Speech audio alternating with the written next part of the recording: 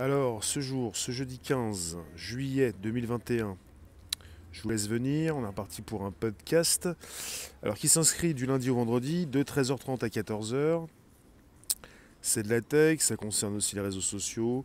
Et là, ça va concerner justement le Parlement européen qui a adopté mardi des dérogations à la directive e-privacy au nom de la lutte contre les pédophiles.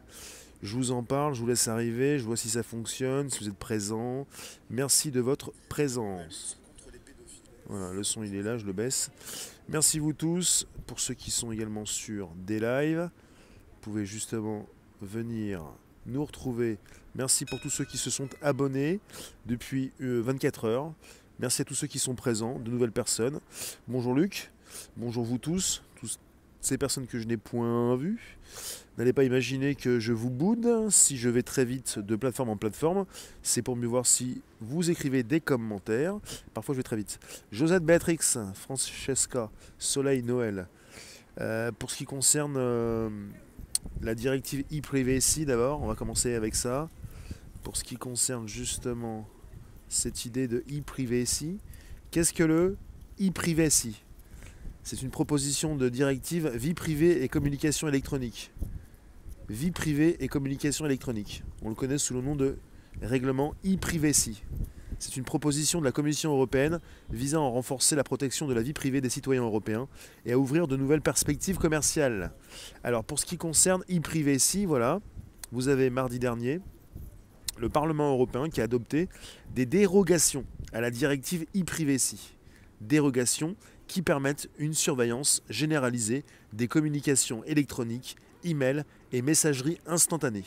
La vie privée est sacrifiée, ce qu'alertent ses défenseurs, même au nom d'une lutte contre les pédophiles. On en discute, on en parle, je vous lis ce que j'ai sous les yeux. Merci d'être présent jour après jour, et pensez bien, vous pouvez nous retrouver également sur Telegram, Réservoir Live. Merci vous tous. Alors, je pense que l'article est assez éloquent. Les statistiques sont à vomir. En 2020, comme les hackers, les pédophiles ont profité du Covid-19 pour s'en donner à cœur joie sur Internet. 2 points. 4 millions d'images et de vidéos qui mettent en scène de la maltraitance d'enfants ont été signalées l'an dernier, contre 725 000 en 2019. On est passé de 725 000 en 2019 à 4 millions en 2020. Contenu principalement hébergé en Europe, dont 95% de contenu signalé par Facebook et diffusé via Messenger, ainsi que 1500 pédophiles supposés qui ont essayé de séduire des enfants en ligne pour obtenir photos, vidéos ou diffusion en live. Le nombre de plaintes à propos de ce type de matériel est passé de 1 million en 2010 à 17 millions en 2019. 17 millions en 9 ans. 1 million. Je vous le répète, le nombre de plaintes à propos de ce type de matériel est passé de 1 million en 2010 à 17 millions en 2019. Mais le nombre de signalements a baissé de 51% depuis 2021, avec le changement de règles protectrices du RGPD vers la directive e-privacy. Le RGPD permettait déjà, sur une base volontaire, de monitorer certains contenus. Le basculement des administrations au mode remote et la réduction des effectifs a rendu la lutte inefficace, s'alertait de concert Interpol et Europol en fin d'année. Les échanges de matériel pédopornographique en peer-to-peer ont explosé, comme la présence des pédophiles sur le dark web. La présence renforcée des enfants sur les réseaux sociaux, sur les sites de jeux vidéo en ligne et sur les applications de messagerie pour cause de confinement s'est accompagnée de l'arrivée jugée inquiétante de pédophiles qui ont mis à jour leurs compétences pour se mêler aux discussions, comme dans le cadre des Zoom bombing, quand l'application de vidéoconférence américaine a été prise d'assaut par des inconnus dans des réunions de classe scolaires. Et pour couronner le tout, les technologies mises en œuvre par les géants ont été jugées inefficaces dans l'analyse de risque du Parlement européen qui a précédé le vote aux dérogations, sans compter que celles qui sont chiffrées de bout en bout et ne pourront pas être couvertes par le dispositif. Des technologies étudiées. On parle de Microsoft Photo DNA, Microsoft Project Artemis, Facebook PDK et Facebook TMK plus PDQF utilisés pour Messenger, WhatsApp et Instagram. Talent Safer, seul Microsoft Photo DNA a réussi l'évaluation, même si les résultats des autres ne sont pas si mauvais. Totalement tétanisée par l'explosion du phénomène, l'Union européenne a décidé d'accorder des dérogations à la directive e-privacy pour 3 ans, qui mettent fin à la protection de la vie privée en ligne au nom de la protection de l'enfance, en considérant qu'elle respecte le cadre de son action. C'est ce que souhaitait la coalition des ONG en charge de la protection des enfants. Chaque seconde et chaque enfant compte, a déclaré Maud Deber-Bucicchio, présidente de Missing Children Europe et ancienne rapporteuse spéciale des Nations Unies sur la vente d'enfants, la prostitution des enfants et la pornographie mettant en scène des enfants. Nous ne pouvons pas laisser la loi sur la protection de la vie privée l'emporter sur la nécessité de scanner et de supprimer le contenu d'abus d'enfants. Le règlement adopté mardi au Parlement européen par 537 eurodéputés, dont les luxembourgeois Monica Semedo, Charles Goerens, Isabelle Wiesler Santos Lima et Christophe Hansen, prévoit l'analyse a priori de toute correspondance privée via des outils d'intelligence artificielle, de reconnaissance de mots et des images, qui resteront officiellement sous surveillance humaine. Cela alors même que 72% des personnes qui ont répondu au sondage de l'initiative Chat Control, emmenée par le député européen des Pirates Patrick Breyer, apparenté au groupe des Verts, sont contre. Pour ces derniers, 86% des signalements seront non pertinents, mais se traduiront par le transfert de données privées à des organismes tiers et des autorités nationales de police ou de justice.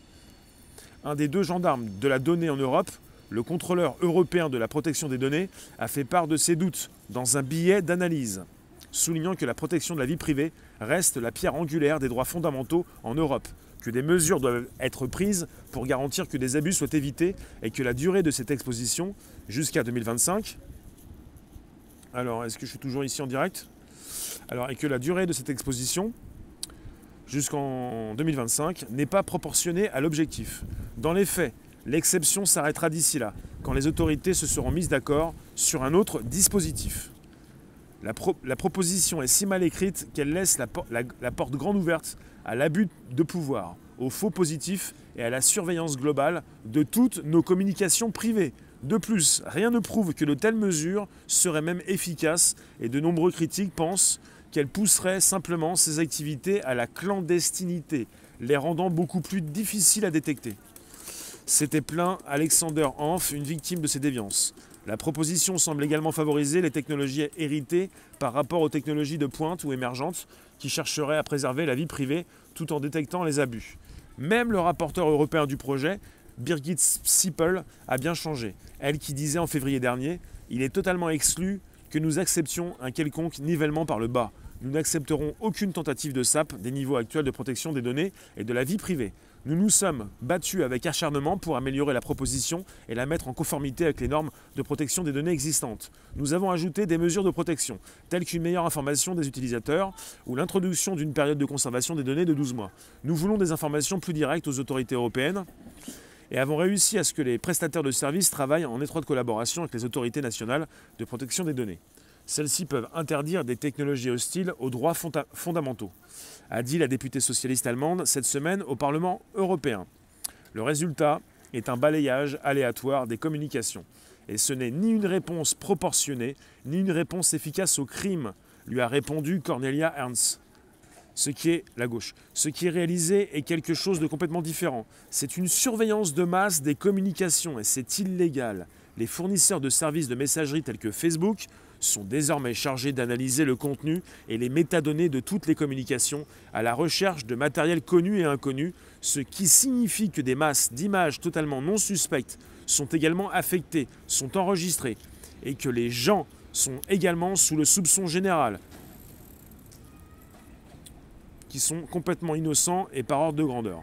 La politique ne consiste pas à choisir entre le mal et le bien, mais plutôt à trouver le bon équilibre quand parfois il y a deux choses différentes que nous aimerions réaliser ou protéger. Par exemple, à la fois la vie privée et bien sûr la sécurité des enfants, a aussi dit le commissaire européen aux affaires intérieures, Ilva Johansson. Alors, ça me pose un sérieux problème cette histoire, parce que finalement, ça part d'une bonne intention, il s'agit de lutter contre la pédopornographie, c'est contre les pédocriminels. Le seul problème, c'est qu'on est parti sur une surveillance globale et totale. Après, je viens de vous préciser justement la chose suivante. Les fournisseurs de services de messagerie tels que Facebook sont désormais chargés d'analyser le contenu et les métadonnées de toutes les communications à la recherche de matériel connu et inconnu. Ce qui signifie que des masses d'images totalement non suspectes sont également affectées. Voilà ce qui se passe. En fait, on est tous tous surveillés, enregistrés, scannés. Si ça concerne Facebook, il n'y a pas de souci, vous pouvez quitter Facebook, il y en a plein qui s'en vont. Alors je ne vous parle pas de quitter Facebook là où je diffuse actuellement, mais ça concerne grandement Messenger. Et vous avez justement un outil de chat qui supplante Messenger, c'est donc Telegram. Et là on peut se retrouver régulièrement pour justement échanger, relayer des informations. Telegram, réservoir live. Michel, on découvre aujourd'hui la pédophilie. Pas du tout, non.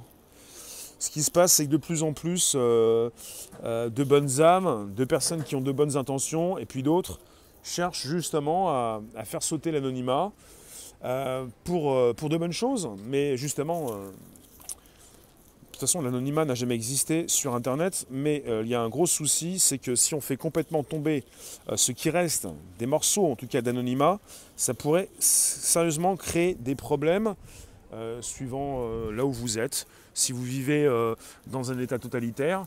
Et puis pour ce qui concerne ceux qui sont là pour proposer des informations, ça pose aussi problème. Puis ça peut aussi poser problème à ceux qui sont en souffrance, qui veulent s'exprimer, à ceux qui sont fragiles et qui ont besoin de se faire écouter. Enfin, perso, ça me dérange cette histoire de faire sauter l'anonymat. Et puis cette idée de surveillance globale et absolue, ça part tellement loin que pour tous ceux qui justement luttent contre la pédocriminalité, vous avez des personnes qui n'ont plus envie qui font attention et qui n'ont pas envie de faire trop de recherches chez elles, ou parce que quelque part, logiquement, si on ne sait pas ce que vous faites, on peut vous suspecter d'être vous-même un pédocriminel. Ça peut se retourner contre vous, quoi. Donc c'est un sujet très difficile, très compliqué. Moi je ne suis pas contre faire la chasse aux pédocriminels, mais là ça concerne justement une surveillance généralisée et puis une dérogation à cette directive e-privacy qui va permettre une surveillance généralisée des communications électroniques, des emails et messageries instantanées. Bonjour Gilbert, comment ça va? Tu es bien de rentrer depuis hier? Merci de nous retrouver sur Facebook. Et pour tous ceux qui s'installent, on est en direct sur différentes plateformes, mais vous pouvez nous retrouver du lundi au vendredi de 13h30 à 14h sur Telegram. Non, là c'est pour le podcast, mais sinon de nuit comme de jour Telegram. Là je vous précisais les horaires du podcast, 13h30, 14h. Il y a deux choses intéressantes dans ce sujet, c'est le côté où on veut lutter contre la pédocriminalité et le côté où justement on est parti avec la suppression justement en quelque sorte de votre vie privée, quoi. C'est là où quelque part on mélange tout. Et pour tous ceux qui ne savent pas sécuriser leur compte, tous ceux qui ne savent pas sécuriser leur téléphone ou leur ordinateur, on peut toujours les suspecter de tout puisqu'on peut toujours les positionner sur leur interface des documents qui ne sont pas les leurs. Et puis justement, on est parti sur une chasse un peu difficile quand même. S'agit-il de tout mélanger? Non. Est-ce qu'on peut justement mieux comprendre ce qui se passe sur les réseaux? La pédophilie ne date pas d'hier. Oui, ça concerne la pédocriminalité. C'est plutôt la pédocriminalité à ce niveau-là. La rentrée était difficile. Courage Gilbert. Je reprends ce que disait Michel sur Facebook.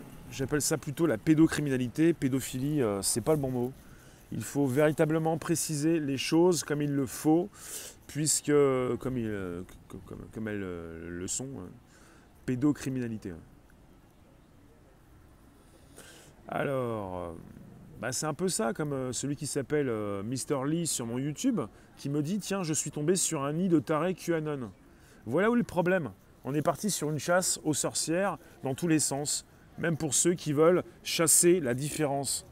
Là, on est tous concernés. Il ne s'agit pas de QAnon, il s'agit de la pédocriminalité.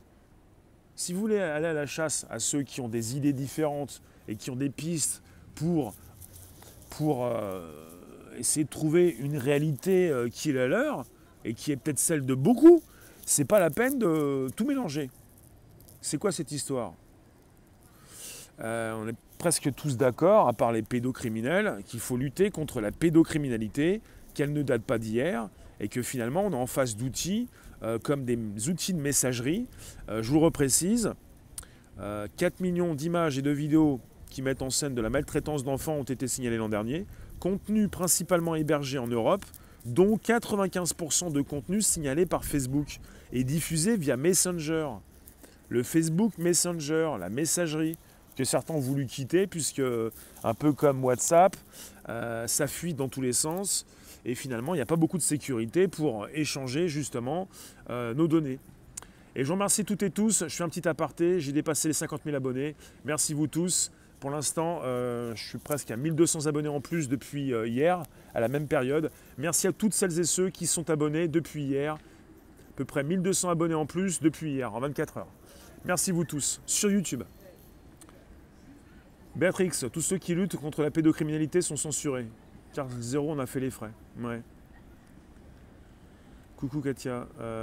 C'est aux parents de surveiller et de protéger leurs enfants, de la prévention dans les écoles, au sujet de la cyberpédocriminalité, ce serait une bonne chose. La justice aussi devrait faire son travail correctement. C'est notre responsabilité à tous. Merci Evelyne. C'est un sujet très tendu, très... En anglais, ils disent très touchy, quelque chose... Enfin, voilà, d'ultime. Quelque chose de très, très, très important.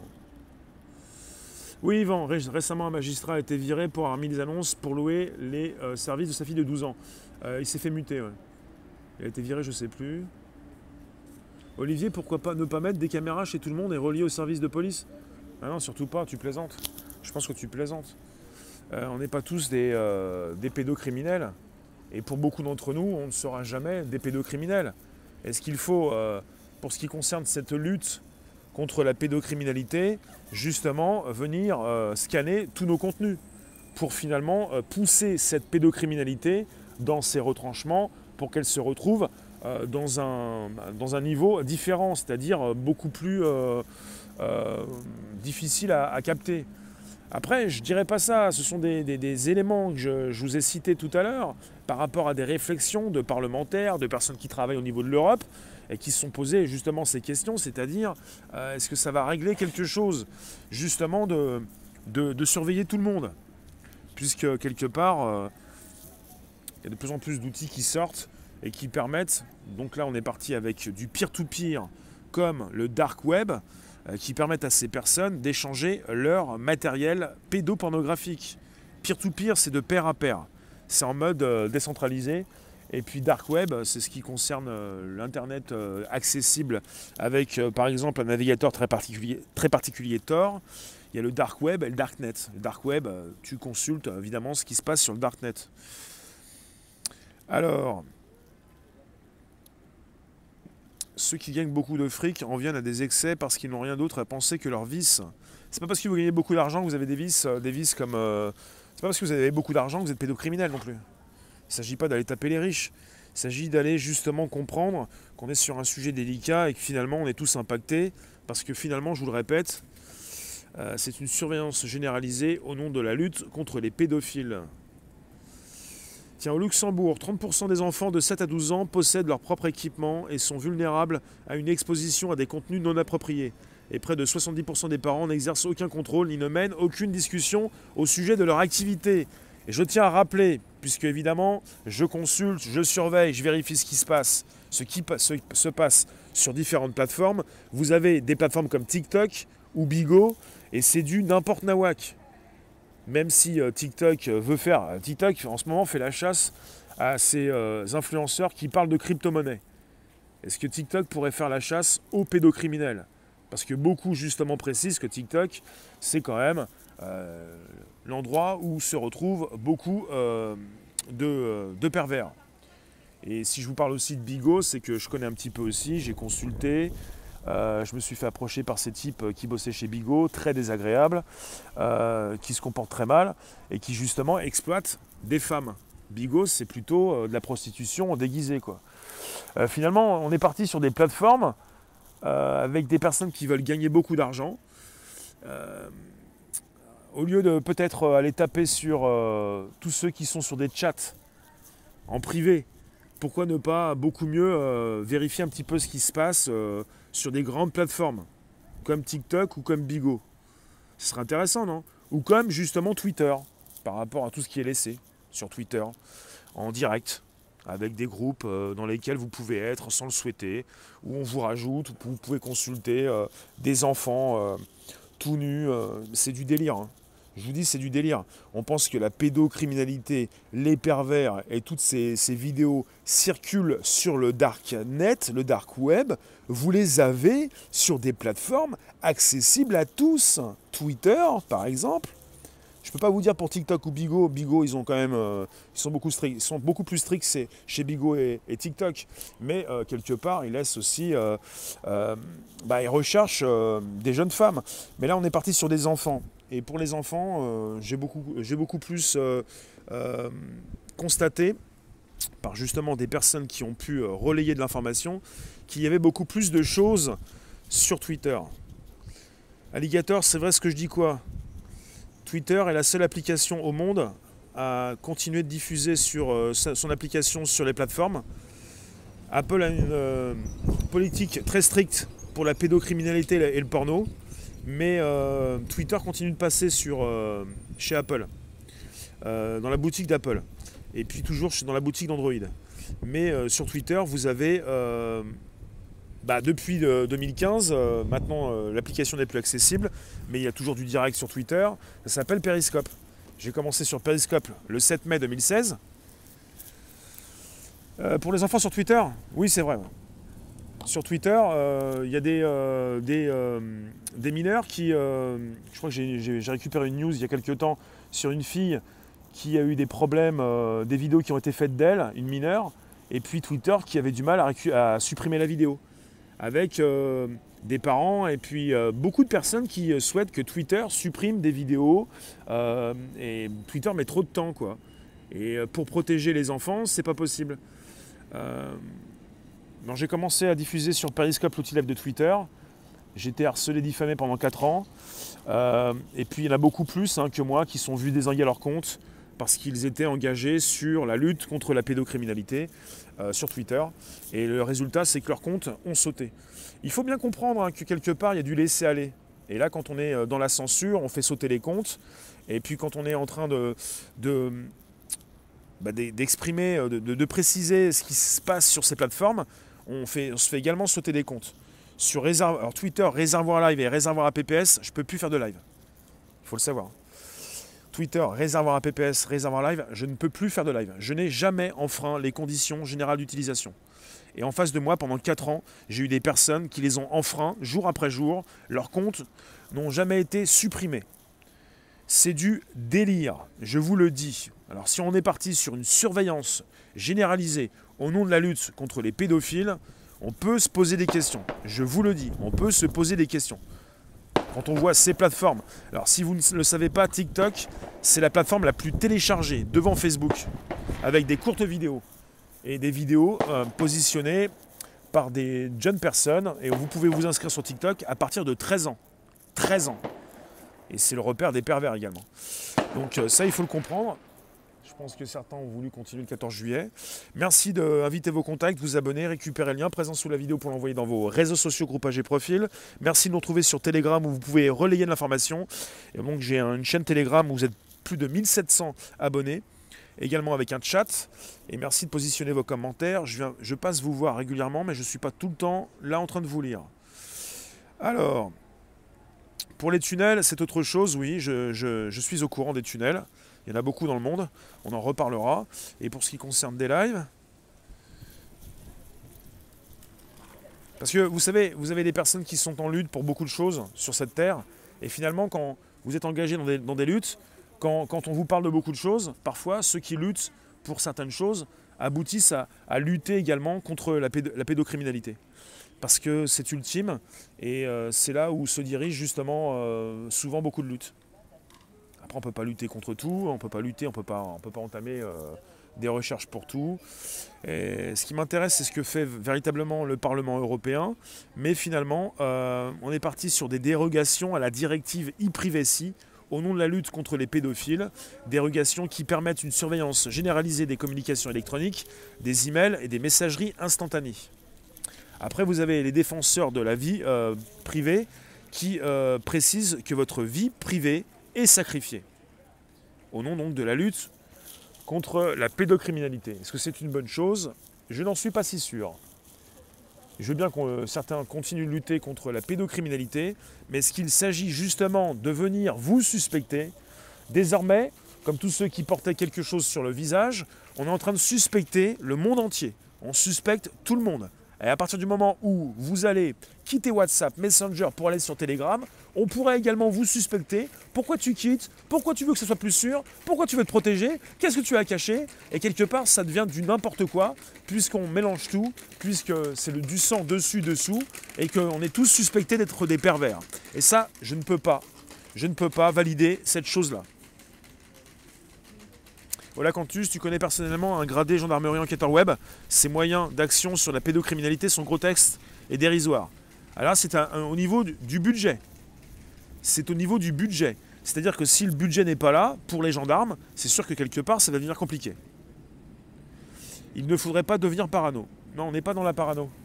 La parano, non. C'est pas un sujet parano, c'est un sujet factuel. C'est de l'actualité, c'est factuel. Je ne suis jamais parti dans de la parano. Ça concerne des sujets tech, des sujets réseaux sociaux. Et jamais je ne tape dans de la radicalité ou quoi que ce soit. Pour mieux justement rester sage, il s'agit de douter toujours. Mais là, ce n'est plus un doute. Il s'agit d'une surveillance généralisée des communications électroniques, des emails et des messageries instantanées. Par rapport à une dérogation qui a été adoptée par le Parlement européen mardi dernier. Et on est sur du factuel. Donc s'il vous plaît, on reste sérieux, on ne se prend pas trop au sérieux, mais on reste sérieux, on est sur du factuel, et quand je vous parle de news, évidemment, quand ça concerne des sujets bien précis, c'est toujours factuel. Parce que je reprends souvent des sujets officiels. Bonjour Sabine, merci aussi vous pour votre présence hier. Alors pour ce qui concerne le sujet, vous pouvez continuer de positionner vos commentaires. Dans 4 minutes, je vous laisse. Et on se retrouve comme chaque jeudi à 16 h pour vous savez quoi, un taco. Merci de votre présence aujourd'hui. Certains ont fait péter des feux d'artifice au-dessus, pas très loin de là où je suis. Parce que certains continuent la fête. On est le 15 juillet 2021. Oui, mais les parents doivent surveiller les téléphones de leurs enfants, c'est un devoir. Je ne pense pas que les parents puissent tout surveiller. Vous savez, quand on précise que les parents doivent surveiller leurs enfants ou mettre des pare-feux, quand un enfant s'y connaît pour aller débrider tout ça, tout casser, il faut justement, au bout du bout, il faut informer ses enfants de la réalité du monde. Parce que surveiller ses enfants, c'est une chose, mais lui parler, c'est beaucoup mieux.